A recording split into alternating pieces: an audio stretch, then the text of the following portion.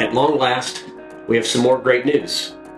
The COVID-19 vaccine has been approved for kids aged 5 to 11. And you've asked questions, so it's time for an update. Hi, I'm Dr. John Waits, a board-certified family physician that delivers babies, leads a residency training program, and together with Dr. Lacey Smith, I co-lead a network of community health centers in central Alabama called Cahaba Medical Care. 2021 has been just as difficult a year as 2020 in so many ways. And the impact has been felt by our kids with quarantines and school closures and even death or the significant illness of family and friends. What we want for our kids and for ourselves is a return to normalcy. In general, vaccines are a normal and uncontroversial method of fighting infection and ending a pandemic. But just because this new vaccine is available doesn't mean that everyone is immediately comfortable without having their questions answered. So as a family physician, I've had almost 20 years of experience helping parents understand new vaccines and other medications, helping them navigate their decision. So I'm going to go through some common questions that have been asked by our patients and our employees. If you are vaccine hesitant, I understand. I think that I'll present some useful information for you. If you are against vaccines in general, there still may be something here for you. And I'd be grateful for the chance to dialogue with you as well. At the end of the day, I respect the conclusions that you come up with for you and your family. I truly want to avoid therapeutic arrogance. I hope that you hear good faith answers to common questions from a family physician who has experience with vaccines and is approaching things from the standpoint of humility. And you know, as much as I believe that vaccines are the single best way to end the pandemic, if you're nervous about your kid going first, about a third of the kids in this country are lined up to get this vaccine in the next few weeks. Just watch and wait. You'll get a sense in the next few weeks of how many millions of kids are doing with this vaccine. So let's get into the data and some questions. First off, why do kids aged 5 to 11 need the COVID-19 vaccine? I've heard that COVID-19 is very mild in this age group. Well, this is true. Unlike H1N1 influenza in 2009, for instance, the SARS-CoV-2 virus that causes COVID-19 was hundreds of times worse for senior citizens than young adults, and 9 to 16 times lower rates of death and hospitalization in the elementary-aged child. But without fear of exaggeration, I do want to ask you to imagine something with me. Imagine that the controversy of the last 2 years had never happened, and that a brand new disease appeared that had killed over 600 kids in just the past year. That it had become the 6th leading cause of death in kids aged 5 to 11.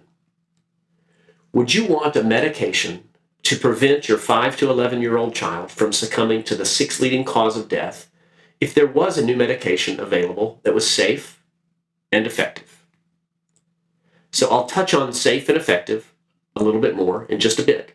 First, let me review briefly where we are now as a nation with COVID-19 data.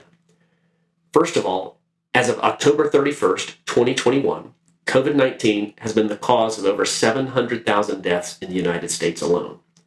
This has come in several surges that we all remember and has resulted in over 46 million cases. Many people ask me about overcounting. It's a completely reasonable question for people to ask in these unprecedented times. The single most effective way I've found to explain why these deaths are not overcounting at all is to ignore the COVID-19 diagnosis altogether, and let's just look at overall deaths. Here's what I mean. This graph is from the fall of 2020. It shows deaths of any cause above the normal and expected deaths in the United States and in Alabama. You can see in the fall of 2020, almost 300,000 deaths above expected. This graph is from March 2021. It shows deaths from any cause compared week by week going back to 2015. Here you can see a tragic spike of influenza deaths 3 winters ago in 2018, again, from any cause, but during the influenza season. But you see most clearly over 500,000 deaths during the COVID-19 pandemic from any cause. This graph goes all the way back to before World War I, showing the great influenza pandemic of 1918. You can see deaths from any cause above or below expected on this graph. Look at the COVID-19 pandemic. These graphs clearly show that the deaths from this pandemic have not been exaggerated to any appreciable extent. While the cause of death might be controversial, whether or not someone is dead is much less controversial. You can begin to see on this graph the impact that the vaccines have had in interrupting the curve of unexpected deaths above normal. Let's get back to specifically talking about kids. As I mentioned earlier, it often comes as a surprise to many that despite the fact that the overwhelming majority of children do not die from COVID-19, it is the 6th leading cause of death in this age group, with most of these coming in the over 5-year-old cohort. So I'll ask a question for all of us. How many deaths would it take to make vaccinating worthwhile if the vaccine was safe and effective, which we'll cover shortly? But let's move beyond death. What about other complications from COVID-19 happen in kids? Since March of 2020, we know that 1.9 million 5 to 11-year-olds have been infected, and during Delta, kids started becoming a higher proportion of the cases. Despite this number of cases, it's estimated that only 42% of kids aged 5 to 11 have been infected. So the majority of children have no natural immunity here in November 2021 when this is being recorded. To date, over 8,000 children aged 5 to 11 have been hospitalized from COVID-19 infection, with 1/3 of them progressing to the ICU, and 30% of them having no underlying medical conditions whatsoever. As of October 4th, there have been 5,217 cases of multisystem inflammatory syndrome in children, MISC. It's a challenging disease similar to Kawasaki's disease, if you've heard of that, that's affecting 5 to 11-year-olds in the highest numbers. 70% of these children reach the ICU, and there's a 2% chance of death with this syndrome. 1 out of every 13 children who get COVID-19 will have symptoms that last longer than a month, which means being out of more school than just the quarantine, missing sports and extracurriculars, and in many cases, worsening mental health challenges. Not to mention the specter of closed schools and transmission of COVID-19 to parents and to grandparents and really anyone in their life, other classmates that might be immunosuppressed. We talk often about herd immunity, but this is actually what that term is for, where healthy people get inoculations or vaccinations to protect their weaker neighbors and classmates who either can't take the vaccine at all or the vaccine will be less effective because of the other diseases and medications that they have. We really should keep that in mind as well. We should also keep in mind that all of these numbers, hospitalizations, multisystem inflammatory syndrome in children, all of these things would have been far higher if we had not had the mitigation measures in place during the pandemic. This year, these 2 years, has been hard. No one has made perfect decisions or communicated perfectly, but it's worth remembering these things. In spite of all that's been done, COVID-19 remains the 6th leading cause of death in children, and 58% of kids remain non-immune. So, what about effectiveness?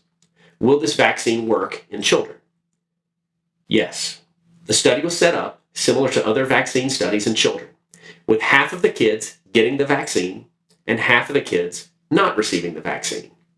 In the vaccine group, 3 of the 1,500 kids got COVID-19, while in the unvaccinated group, 16 of the kids got COVID-19. This results in a vaccine that's over 90% effective, very similar to what we saw in the adult data last September. But one question that's on many people's minds, I get this question all the time, is doesn't this mean that the vaccine's not working if you can still spread the virus or you can still get infected after getting the vaccine? Well, the way I like to start explaining this is remember that when we said last fall that the vaccine was 95% effective, that always meant that some people who were fully vaccinated would still get COVID-19. There simply is no medication or vaccine that's 100% effective. Consider the last time you had a sinus infection and a headache that was bad enough to need antibiotics. Some percentage of you listening to this have had the experience of that first antibiotic not working, or that first medication for your headache just not doing the trick. Your sinus infection getting worse, not better. Well, that's similar to the way vaccines and any medication works. But when the Delta variant surged in the summer of 2021, 9 months or so after the vaccine, there was a huge increase in COVID-19 cases caused by the Delta variant among the unvaccinated, and some highly publicized cases of breakthrough infections among the vaccinated. Lost on most was that this phenomenon was not a surprise, and in fact, it was evidence of the vaccine working, as exhibited by the markedly fewer cases of COVID-19 in the vaccinated, that's the blue curve on this graph, compared to the cases of COVID-19 Delta variant in the unvaccinated, that's the black curve on this graph. Another way to look at it is that infections occur in the vaccinated, they are markedly less than in the unvaccinated. The unvaccinated here is on the red bar, vaccinated is the blue bar. And then look at hospitalizations and death in the vaccinated. It's even more dramatically reduced, although not quite to zero. Another way to look at this is that COVID-19 infection is 8 times more likely in the unvaccinated, and hospitalization or death is 25 times more likely in the unvaccinated compared to the vaccinated. When you look at the population level, counties with high vaccination rates on the left, they did have a bump from the much more virulent Delta variant.